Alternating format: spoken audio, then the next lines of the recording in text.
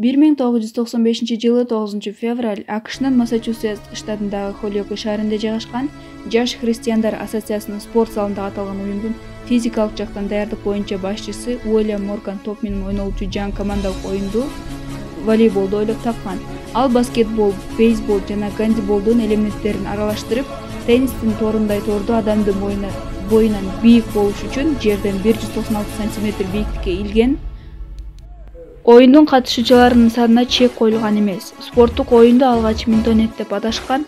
1 жылдан соң 1896-жылы Спрингфилд шаарында бул оюн коомчулукка көрсөтүлгөн.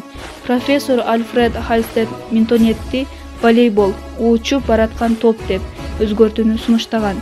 1900-жылдан баштап волейбол дүйнөнүн башка өлкөлөрүнө тарап, популярдуулукка жеткен. Волейбол топ менен ойнолуучу командалык спорт оюну. Волейбол менен машыгуу тез жана так реакция жасоону, шамдагайлыкты, көз менен болжолдоону өрчүтөт. Кыймыл координацияларын жакшыртат. Оюнда дененин жалпы өрчүшүнө, келбеттин жакшыртууга түрткү берүүчү ар кандай кыймылдар көп жасалат. Спорттук волейбол менен машыгууну балдар 9 жашынан баштаса болот. Мелдештерге катышууга 11-12 жашта уруксат берилген.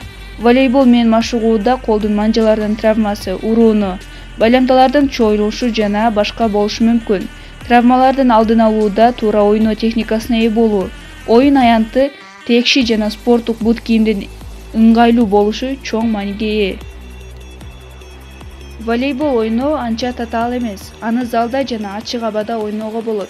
Ошондуктан ал активдүү эс алууну жана ден соолукту чыңдоонун мыкты каражаты болуп эсептелет.